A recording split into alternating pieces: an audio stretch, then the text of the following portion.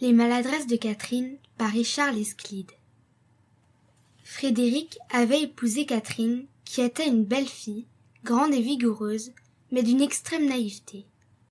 Ses distractions et ses rêveries causaient à son mari une foule de désagréments. Comme ils étaient mariés depuis peu, il espérait la corriger, car elle montrait une bonne volonté et une docilité exemplaires.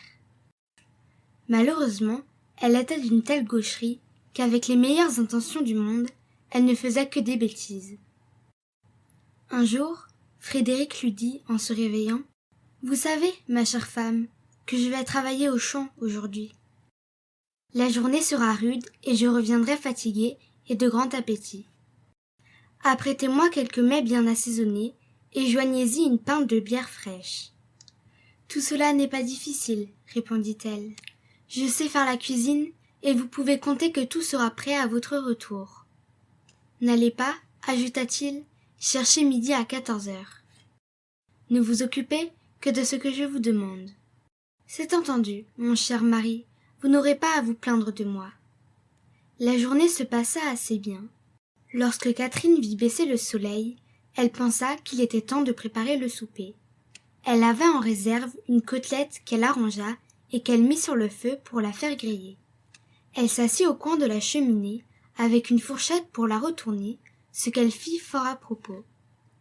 Maintenant, dit-elle, la côtelette est un peu près cuite. J'ai le temps d'aller à la cave chercher de la bière au tonneau. Elle descendit avec une cruche bien propre et la plaça sous le robinet qu'elle ouvrit. Elle regardait le liquide couler et la cruche se remplir quand une idée subite la fit tressaillir.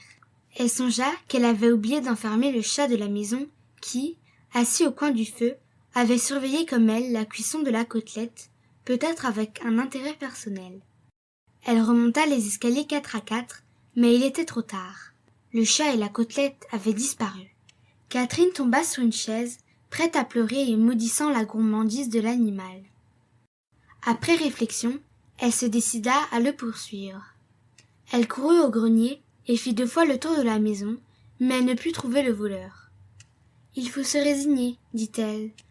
Ce qu'il y a de plus triste, c'est que Frédéric veut m'accuser, tandis que le chat a fait tout le mal. » Pendant ce temps, la bière coulait à flots et la cruche une fois pleine, elle se répandit par toute la cave, jusqu'à ce que le tonneau fût vide.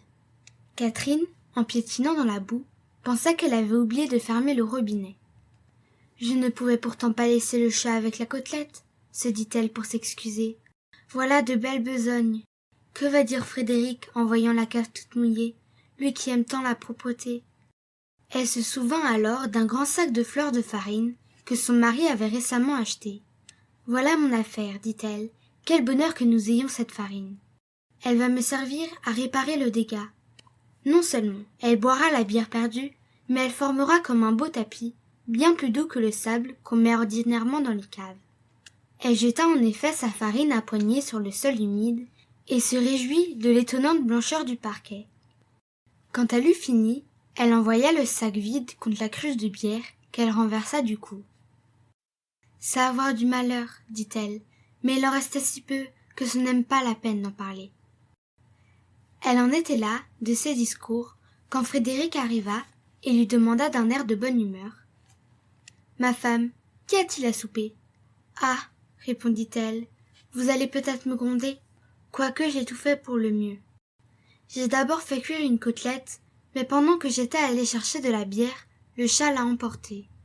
Pendant que je courais après le chat, la bière s'est répandue.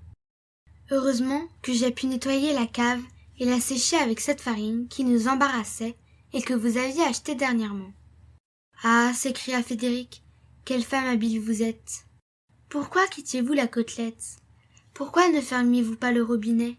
Pourquoi avez-vous jeté la farine? »« Mon Dieu, répondit-elle, je ne savais pas que cela fût mal, et vous auriez dû me le dire. » Quelques jours après, Frédéric revint de la ville où il était allé recueillir une petite succession.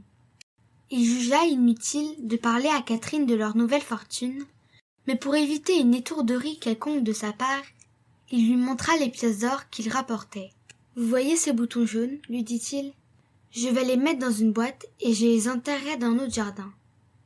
J'ai, pour agir ainsi, des raisons que je vous expliquerai plus tard. Promettez-moi de n'en jamais approcher et de n'y toucher sous aucun prétexte. Très volontiers, répondit-elle, et vous pouvez compter sur moi. Le lendemain, une troupe de bohémiens traversa le pays et fit 100 tours d'agilité sur la place publique. C'étaient de mauvaises gens, vivant de rapines et de fourberies, qui faisaient des dupes partout où ils passaient. Catherine se joignit au commère de l'endroit et voulut se faire dire la bonne aventure. Comme cela se fait toujours, la vieille femme qu'elle consultait lui prédit des prospérités et des richesses. Elle ajouta même qu'un trésor devait être caché dans sa maison. « J'en doute, répondit Catherine, à moins que vous ne vouliez parler de quelques boutons jaunes que mon mari a enterrés avec soin dans le fond de notre jardin. »« Précisément, dit la vieille, et si vous me montriez ces boutons jaunes, je vous en dirais bien davantage. »« J'ai juré de n'y pas toucher, répondit la jeune femme, et quand je promets quelque chose, je n'y manque jamais. Mais vous n'avez qu'à creuser vous-même au pied du grand poirier, et vous trouverez la boîte qui renferme les boutons. » La vieille ne se le fit pas dire 2 fois. Quand elle eut vu le trésor de Frédéric, elle s'en empara sans scrupule et disparut, malgré les observations de Catherine, qui craignait d'avoir trop parlé. Quand Frédéric revint de l'ouvrage, il trouva à sa femme un air embarrassé qui l'inquiéta. « Catherine, lui dit-il, qu'avez-vous fait aujourd'hui ?»« Tenez, répondit-elle, je vais vous dire la vérité. Il est venu une troupe de bohémiens à qui j'ai parlé de vos boutons jaunes et qu'ils les ont emportés. Mais je ne les ai pas touchés moi-même. Je ne m'en suis pas même approché, ainsi que vous me l'aviez recommandé. Hélas, s'écria Frédéric, vous nous avez ruinés. Ces boutons composaient toute notre fortune. Comment les avez-vous livrés à ces étrangers ? Je ne savais pas que cela fût mal, répondit-elle, et vous auriez dû me le dire. Pourtant, quand elle vit son mari désespéré et plongé dans la tristesse, elle comprit sa faute, et comme elle l'aimait beaucoup, elle chercha à le consoler. « Mettons-nous en route, dit-elle, et nous attraperons peut-être les voleurs. »« Soit, répondit Frédéric, nous l'essaierons, du moins, et nous rentrerons dans notre bien si Dieu nous protège. Mais la course peut être longue. Emportez avec vous un panier et des provisions, pour que nous puissions manger en chemin. »« C'est entendu, mon ami. Vous pouvez partir de suite, je vous rattraperai bientôt. » Pendant que Frédéric s'éloignait rapidement, elle mit dans un panier du beurre et de fromage. « Pour du pain, dit-elle, on en trouve partout. » Elle pressa d'abord le pas pour rejoindre son mari, mais se sentant fatiguée, elle renonça à marcher aussi vite.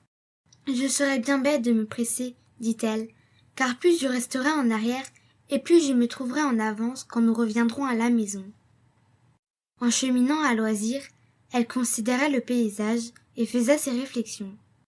Elle suivait une longue allée plantée d'arbres des 2 côtés, mais si étroite que les charrettes qui y passaient avaient enlevé l'écorce des chênes qui l'ombrageaient.